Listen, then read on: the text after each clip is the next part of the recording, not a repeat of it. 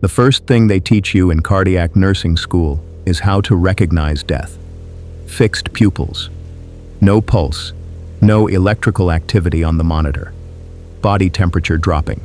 It's supposed to be straightforward, clinical, absolute. On October 15th, 2023, at 6:27 in the morning, I learned that everything I thought I knew about death was wrong. My name is Karen Dalton, and I spent 16 years as a cardiac ICU nurse at Cleveland Heart Institute in Ohio. I've pronounced more patients dead than I care to count. I've held the hands of families as they said goodbye. I've disconnected life support, covered bodies with sheets, and called morgues to arrange transport.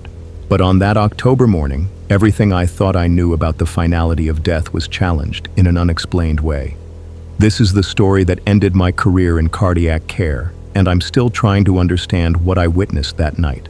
Cleveland Heart Institute is a premier cardiac care facility serving northeastern Ohio and parts of Pennsylvania. It's a comprehensive medical center with a 40-bed cardiac intensive care unit that handles some of the most complex cardiovascular cases in the region. During my time there, I cared for thousands of patients, from routine post-operative recoveries to the most critical cardiogenic emergencies, where minutes meant the difference between life and death.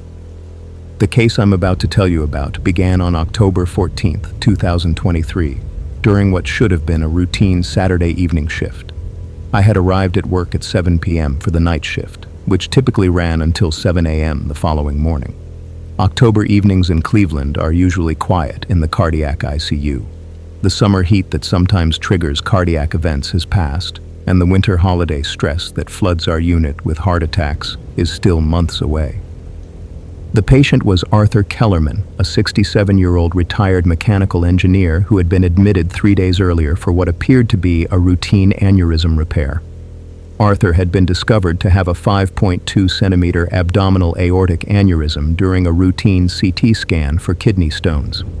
While not immediately life-threatening, his vascular surgeon, Dr. David Cromwell, had recommended elective surgical repair due to the size and Arthur's overall good health status. The surgery itself had gone exceptionally well. Dr. Cromwell had performed an endovascular aneurysm repair, a minimally invasive procedure where a synthetic graft is inserted through small incisions in the groin to reinforce the weakened arterial wall. Arthur had tolerated the procedure beautifully, with stable vital signs throughout the 2-hour operation and an unremarkable recovery in the immediate post-operative period. What made Arthur's case particularly routine was his excellent baseline health. Despite his age, he had no history of coronary artery disease, diabetes, or significant hypertension. He was a non-smoker who maintained an active lifestyle, walking 3 miles daily and working part-time as a consulting engineer. His pre-operative cardiac evaluation had shown normal left ventricular function with an ejection fraction of 60%, normal stress test results, and clean coronary arteries on cardiac catheterization. By Saturday evening, Arthur was scheduled to be discharged the following Monday morning. His post-operative course had been textbook perfect. His incision sites were healing well, his blood pressure was stable, and his kidney function remained normal despite the contrast dye used during the procedure. He had been walking the halls of the cardiac ICU with physical therapy, eating regular meals, and expressing eagerness to return home to his wife Eleanor and their 2 adult children.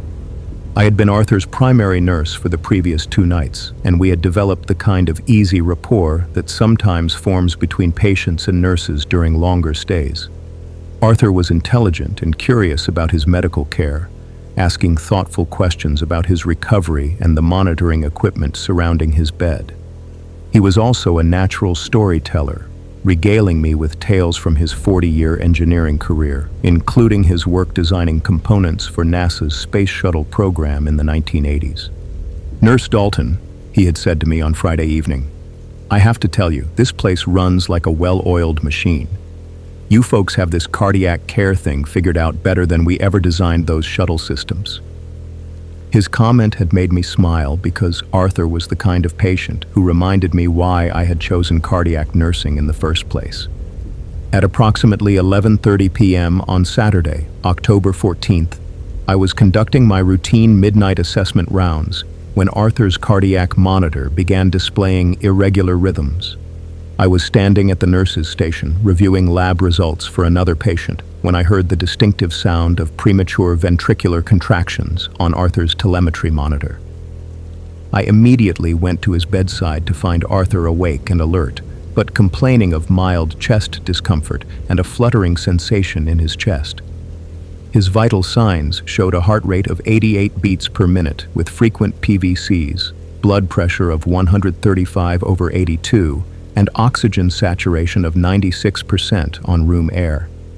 While concerning, these findings were not immediately alarming in a post-operative cardiac patient. "I'm feeling a bit off, Nurse Dalton," Arthur said, pressing his hand to his chest. "Like my heart is skipping beats. It started about 20 minutes ago." I explained that some irregular heartbeats were not uncommon after major surgery, especially vascular procedures that could affect fluid balance and electrolyte levels. I obtained a 12-lead electrocardiogram, which showed frequent premature ventricular contractions, but no signs of acute coronary syndrome or other immediately dangerous arrhythmias. I contacted Dr. Cromwell, who was taking call for the vascular surgery service, and Dr. Amanda Sinclair, the cardiology attending covering the cardiac ICU that evening. Both physicians came to evaluate Arthur within 30 minutes of my call. Dr. Sinclair ordered additional blood work to check his electrolyte levels, particularly potassium and magnesium, as deficiencies in these minerals commonly cause cardiac irritability in post-operative patients. The blood work results, available by 1:15 a.m., showed mild hypokalemia with a potassium level of 3.2 milliequivalents per liter and slightly low magnesium at 1.4 milligrams per deciliter. Dr. Sinclair prescribed intravenous potassium and magnesium replacement, which I began administering immediately through Arthur's central venous catheter. "This should settle things down," Dr. Sinclair assured Arthur. "We see this all the time after major surgery. Your body just needs a little fine-tuning, and you'll be back to normal." For the next 2 hours, Arthur's condition appeared to stabilize. The frequency of his premature ventricular contractions decreased from every third beat to occasional isolated PVCs. His chest discomfort resolved, and he was able to rest comfortably. I rechecked his vital signs every 15 minutes and continued monitoring his cardiac rhythm closely. At 3:45 a.m., Arthur's condition changed dramatically and without warning. I was charting his vital signs at the nurse's station when his cardiac monitor alarm sounded. Looking at the telemetry display, I saw that Arthur had developed ventricular tachycardia, a rapid and potentially life-threatening heart rhythm. I ran to his bedside to find Arthur conscious but clearly distressed. His heart rate had increased to 180 beats per minute, and his blood pressure had dropped to 85/45. He was pale, diaphoretic, and complaining of severe chest pain and shortness of breath. "I can't catch my breath," Arthur gasped. "Something's wrong. Something's really wrong." I immediately called for Dr. Sinclair and initiated our rapid response protocols. Within minutes, our cardiac ICU team had assembled. Dr. Sinclair, Dr. Cromwell, respiratory therapist Jake Morrison, and 2 additional nurses. Arthur's ventricular tachycardia was causing hemodynamic compromise, meaning his heart was beating so rapidly that it couldn't fill properly between beats, reducing the amount of blood being pumped to his organs. Dr. Sinclair made the decision to perform synchronized cardioversion, a procedure where a controlled electrical shock is delivered to the heart to restore normal rhythm. Arthur was conscious and alert, so he received sedation before the procedure. The first shock at 100 joules successfully converted his rhythm back to normal sinus rhythm, and his blood pressure improved to 115/70. "There we go," Dr. Sinclair said with relief. "That should take care of it. We'll start you on some medication to prevent this from happening again." Arthur was started on an intravenous amiodarone drip, a powerful anti-arrhythmic medication commonly used to prevent recurrent ventricular tachycardia. His electrolyte replacement was continued, and we increased the frequency of his cardiac monitoring. For the next hour, Arthur remained stable with normal sinus rhythm and improved vital signs. At 5:20 a.m., Arthur experienced his second episode of ventricular tachycardia. This time, the rhythm was faster and more unstable, with a heart rate of 220 beats per minute and almost undetectable blood pressure. Arthur lost consciousness within seconds of the rhythm change. I called a code blue immediately while beginning chest compressions. Our cardiac arrest team responded within 2 minutes, and we initiated advanced cardiac life support protocols. Dr. Sinclair attempted electrical cardioversion again, but this time the shock did not restore normal rhythm. Arthur remained in ventricular tachycardia despite multiple shocks at increasing energy levels. We began cardiopulmonary resuscitation with high-quality chest compressions, advanced airway management, and intravenous medications, including epinephrine, amiodarone, and lidocaine. Despite our aggressive interventions, Arthur's rhythm deteriorated to ventricular fibrillation, an even more chaotic and fatal rhythm. Over the next 45 minutes, our team provided continuous CPR while attempting every available intervention. We delivered a total of 8 electrical shocks, administered 6 rounds of epinephrine, multiple doses of antiarrhythmic medications, and even tried experimental treatments, including intravenous magnesium sulfate and sodium bicarbonate. Arthur's rhythm occasionally organized into brief periods of ventricular tachycardia, but immediately degenerated back to ventricular fibrillation or asystole. At 6:05 a.m., after 45 minutes of continuous resuscitation efforts, Arthur's cardiac rhythm transitioned to a systole, a flat line indicating no electrical activity in the heart. We continued CPR for an additional 10 minutes, but there was no response to our interventions. Arthur showed no signs of life, no pulse, no blood pressure, no spontaneous respirations, and fixed and dilated pupils. Dr. Sinclair made the difficult decision to terminate resuscitation efforts at 6:15 a.m. In accordance with standard protocols, she checked for any signs of circulation or neurological response one final time. Arthur had no pulse, no blood pressure, and no pupillary responses to light. His body temperature had begun to drop, and rigor mortis was beginning to set in. Time of death, 6:15 a.m., October 15th, 2023, Dr. Sinclair announced to the code team. The emotional weight of losing Arthur was particularly heavy for me. Over the 3 days I had cared for him, he had become more than just a patient. He had shared stories about his grandchildren, his engineering projects, and his plans for retirement travel with his wife. Just hours earlier, we had been discussing his discharge plans and his excitement about returning home. According to our standard post-mortem procedures, I began the process of preparing Arthur's body and notifying his family. I removed the cardiac monitoring leads, disconnected the intravenous lines, and covered his body with a clean sheet. I called Eleanor to inform her of Arthur's unexpected death and to arrange for her to come to the hospital. At 6:27 a.m., 12 minutes after Arthur had been officially pronounced dead, something happened that completely defied every principle of medicine and biology I had learned during my 16-year nursing career. I was standing at the nurse's station completing the required documentation for Arthur's death when I heard a sound that made my blood run cold, the distinctive beeping of a cardiac monitor showing organized heart rhythm. I looked up at the central monitoring station, which still displayed Arthur's room number and telemetry signal, and saw unmistakable evidence of a normal sinus rhythm with a heart rate of 72 beats per minute.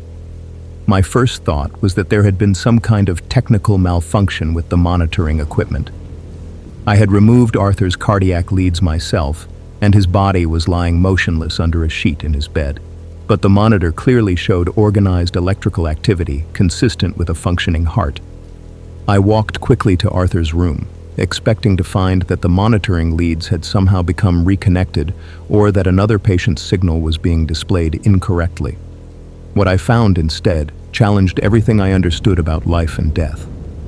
Arthur was lying exactly as I had left him, covered with a white sheet, with his arms positioned at his sides. But his chest was rising and falling with slow, regular respirations. I pulled back the sheet and placed my fingers on his neck to check for a pulse. To my absolute shock, I felt a strong, regular pulse at a rate consistent with what was being displayed on the cardiac monitor. "This is impossible," I whispered to myself, staring down at Arthur's peaceful face. I called out for Dr. Sinclair, who was still in the unit, completing her own post-code documentation. She arrived at Arthur's bedside within 30 seconds, and I could see the confusion and disbelief in her expression as she observed the same things I was witnessing. "Karen, help me understand what I'm seeing here," Dr. Sinclair said, her voice tight with controlled confusion. "Did we miss something? Did he actually still have vital signs when we called the code?" I explained that I had personally verified Arthur's death according to standard protocols. I had checked for pulse, blood pressure, and pupillary responses multiple times. His body had been cooling and showing early signs of rigor mortis. There had been no question that Arthur had died. Dr. Sinclair performed her own assessment of Arthur's current condition. His heart rate was 72 beats per minute with normal sinus rhythm. His blood pressure was 110/65. His oxygen saturation was 94% on room air. His pupils were equal and reactive to light. Most remarkably, his body temperature was normal at 98.2 degrees Fahrenheit, showing no signs of the post-mortem cooling that had been occurring just minutes earlier. "Arthur," Dr. Sinclair said, gently shaking his shoulder. "Arthur, can you hear me?" Arthur's eyes opened slowly, and he looked around the room with a confused but alert expression. "Dr. Sinclair? Nurse Dalton? What happened? I feel like I've been asleep for a very long time." I stood frozen at Arthur's bedside, unable to process what I was witnessing. 12 minutes earlier, this man had been dead. Not unconscious, not in a coma, not in some deep medical condition that mimics death.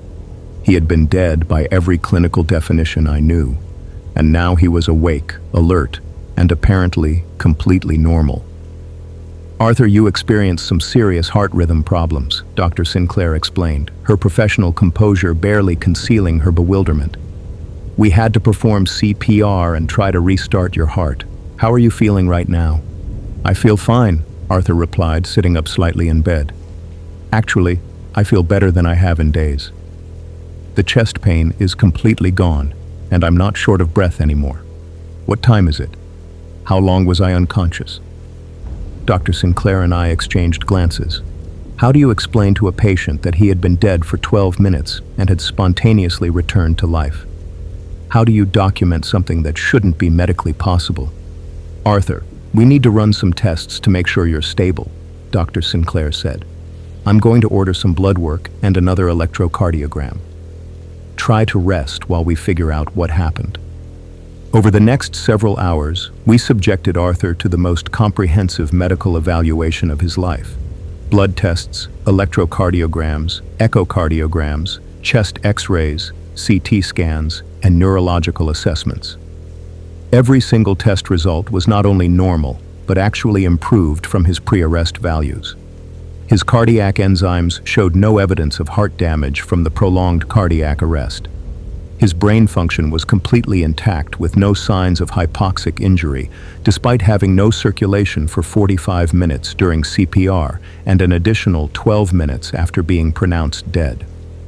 Most inexplicably, Arthur's underlying heart rhythm abnormalities had completely resolved.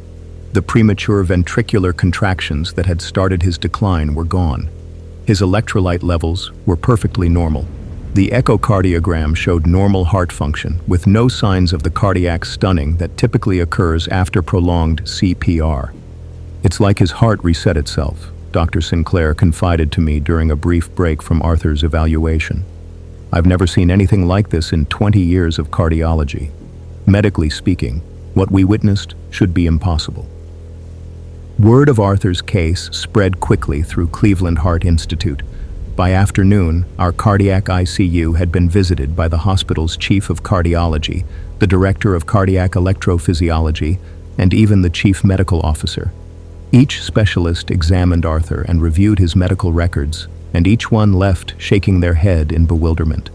Dr. Harrison Blackwell, our chief of cardiology, spent nearly 2 hours with Arthur, reviewing every detail of his case. "In 30 years of cardiology, I've seen patients survive against incredible odds," he told me. but I've never seen a patient return to life after being clinically dead. This challenges fundamental assumptions about cardiac arrest and resuscitation. Arthur himself seemed remarkably untroubled by the medical mystery surrounding his case. When I asked him about his experience during the time he was unconscious, he described something that gave me chills. "I remember the chest pain and the breathing problems," Arthur told me. "Then everything went dark, but not like falling asleep. It was different. I felt like I was floating above my bed, watching all of you working on my body. I could see you doing chest compressions, and I could see Dr. Sinclair using those electrical paddles. I wanted to tell you that I was okay, that you didn't need to keep trying so hard, but I couldn't communicate." "What happened next?" I asked, though I wasn't sure I wanted to know the answer. "I saw you cover my body with a sheet, and I watched you call my wife to tell her I had died. I felt terrible for Eleanor, knowing she would be devastated. But then I saw something strange. There was a bright light, but not like a light bulb or the sun. It was warm and peaceful, and I felt drawn toward it." Arthur paused, as if deciding whether to continue his story. I started moving toward the light, but then I heard something that stopped me. It was Eleanor's voice, even though she wasn't here yet. She was crying and saying my name, telling me not to leave her. The sound of her voice pulled me back, and the next thing I knew, I was waking up in this bed. I had heard similar near-death experience accounts from other patients over the years, but Arthur's description was different. The timing of his account suggested that he had been conscious and observing during the period when he was clinically dead, including the time after we had stopped resuscitation efforts. Arthur remained in our cardiac ICU for an additional 4 days while we tried to understand what had happened to him. During that time, his recovery was nothing short of remarkable. His surgical incisions healed perfectly. His heart rhythm remained normal without any medications. His energy level and cognitive function were completely normal. Multiple specialists consulted on Arthur's case, including cardiac electrophysiologists, neurologists, and even researchers from Case Western Reserve University, who were studying cardiac arrest and resuscitation. None of them could provide a medical explanation for what we had witnessed. On October 19th, 5 days after his unexplained return to life, Arthur was discharged home in perfect health. His final electrocardiogram was completely normal. His blood work was perfect. His echocardiogram showed better heart function than his preoperative studies. "Nurse Dalton," Arthur said to me as he was preparing to leave, "I want you to know that whatever happened to me, I'm grateful that you were there. I think you and Dr. Sinclair were part of bringing me back, even if the medical books can't explain how." I walked Arthur to the hospital entrance where Eleanor was waiting with their car. Watching them embrace and drive away, I felt a profound sense of confusion and unease that I couldn't shake. I had witnessed something that challenged the very foundations of medical science and my understanding of life and death. In the weeks and months following Arthur's case, I found myself unable to focus on my work the way I had before. Every time I cared for a patient in cardiac arrest, I wondered if the same thing might happen again. Every time we called a time of death, I found myself waiting and watching for signs of impossible resuscitation. I began researching medical literature for similar cases and discovered that Arthur's experience, while extremely rare, was not unique. The phenomenon is known in medical circles as the Lazarus syndrome or auto-resuscitation, the spontaneous return of circulation after resuscitation efforts have been terminated. There have been fewer than 100 documented cases in medical literature, and most patients who experience it do not survive for long periods. What made Arthur's case particularly unusual was the length of time he had been clinically dead, the completeness of his recovery, and the absence of any neurological damage despite prolonged lack of circulation to his brain. In most reported cases of Lazarus syndrome, patients either die again within hours or suffer significant brain damage from oxygen deprivation. 6 months after Arthur's discharge, I contacted him to see how he was doing. He reported that he was in excellent health and had returned to all of his normal activities. He had undergone extensive cardiac testing with his private cardiologist and all results continued to be completely normal. Most remarkably, he had no memory loss or cognitive deficits from his experience. "I feel like I've been given a second chance at life," Arthur told me during our phone conversation. "Eleanor and I have started traveling more, spending more time with our grandchildren. Whatever happened to me in that hospital room, it made me realize how precious every day is." Arthur's case fundamentally changed how I approached cardiac nursing and patient care. I became much more cautious about declaring patients dead, even when all clinical signs pointed to death. I started paying closer attention to subtle signs of life that might be missed during standard assessments. I also became deeply involved in research into cardiac arrest and resuscitation, trying to understand the mechanisms that might explain cases like Arthur's.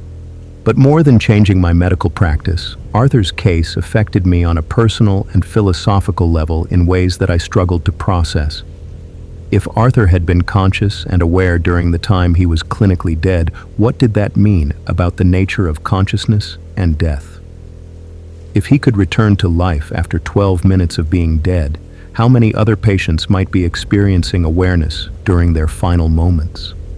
The thought of patients being conscious and trapped during what we consider clinical death was almost too disturbing to contemplate. I began questioning every pronouncement of death I had witnessed during my career, wondering if those patients had been aware of our conversations about their condition, about end-of-life decisions, about organ donation. I started experiencing anxiety attacks during cardiac arrest situations. When performing CPR, I found myself wondering whether the patient was somehow aware of our efforts, whether they could hear our discussions about their prognosis, whether they were experiencing fear or pain during the resuscitation attempts. 9 months after Arthur's case, I was caring for a 74-year-old woman who had experienced a massive heart attack. After 40 minutes of unsuccessful CPR, the attending physician made the decision to terminate resuscitation efforts. As I was preparing the patient's body for the family, I found myself unable to stop watching for signs of life, waiting for some miracle similar to what had happened with Arthur. The patient remained dead, but the experience made me realize that I could no longer function effectively as a cardiac ICU nurse. Arthur's case had created a level of uncertainty and anxiety that made it impossible for me to provide the confident, decisive care that cardiac patients require. I submitted my resignation from Cleveland Heart Institute 3 weeks later. In my resignation letter, I wrote that I was leaving to pursue other opportunities in healthcare. But the truth was that Arthur's case had fundamentally altered my understanding of life, death, and consciousness in ways that made cardiac critical care impossible for me to continue. I moved to a position in outpatient cardiology where I could provide patient care without the complex questions about life and death that had made cardiac ICU nursing impossible for me. I deliberately avoided any roles that involved critical care or cardiac arrest situations. Arthur continued to do well, and I received occasional updates about his condition through mutual contacts at the hospital. 2 years after his inexplicable resuscitation, he remained in perfect health with no recurrence of cardiac problems. He had become something of a local celebrity, speaking at medical conferences about his experience and participating in research studies about near-death experiences and consciousness. The case of Arthur Kellerman remains one of the most well-documented and thoroughly studied examples of the Lazarus syndrome in recent medical literature. It continues to be cited in research papers, discussed at cardiology conferences, and referenced in debates about consciousness, death determination, and the ethical implications of resuscitation efforts. But for me, Arthur's case represents something more than a medical anomaly or research curiosity. It serves as a profound reminder of the limitations of medical knowledge and the mysteries that still surround human consciousness and the boundary between life and death. The most important lesson from Arthur's case may not be medical or scientific, but deeply human. It reminds us that death may not be the absolute boundary we believe it to be, and that consciousness might persist in ways that our current medical understanding cannot detect or measure. Arthur's 12 minutes of impossible life gave his family the gift of many additional years together, but it also raised questions that continue to challenge fundamental assumptions about medicine, consciousness, and what it means to be truly alive or dead. For the medical community, Arthur's case serves as a compelling argument for approaching all cardiac arrest patients with humility about the boundaries between life and death. It reminds us that our current methods for determining death may be incomplete, and that patients who appear to be beyond help may still have possibilities for recovery that we don't understand. The case of Arthur Kellerman will always remain for me the most unexplained and humbling experience of my nursing career. It taught me that medicine, for all its advances and sophistication, still contains profound mysteries that challenge our most basic assumptions about life, consciousness, and what it means to exist. Arthur shouldn't have come back to life. According to everything we know about cardiac arrest, prolonged CPR, and the medical determination of death, his resuscitation was impossible. The length of time he had been clinically dead, the absence of any circulation to his brain, and the completeness of his subsequent recovery should have precluded any possibility of survival. But he did come back to life. For 12 minutes, Arthur Kellerman was dead by every clinical definition we had, and then he was alive again. Not just alive, but completely recovered and neurologically intact. The most haunting aspect of Arthur's case is not the medical impossibility of what occurred, but what it suggests about the nature of consciousness and death. If Arthur was truly aware and observing during his period of clinical death, it raises fundamental questions about what happens to human consciousness when we die, and whether death is as final as we have always believed. Arthur's impossible resuscitation reminds us that the boundary between life and death may be far more complex and mysterious than we currently understand, and that consciousness might transcend physical limitations in ways that medicine has yet to acknowledge or explain. I sleep better now in my outpatient cardiology position, caring for patients who don't require the complex life and death decisions that defined my cardiac ICU career. But I still think about Arthur every day, and I wonder about the dozens of cardiac arrests that occur in hospitals around the world each day, and whether they involve aspects of consciousness and awareness that remain completely unrecognized by medical teams. The impossible resuscitation I witnessed that October morning still haunts me. Not because of what it meant for Arthur's specific case, but because of what it suggested about the nature of human consciousness and the possibility that death might not be the absolute ending we have always believed it to be.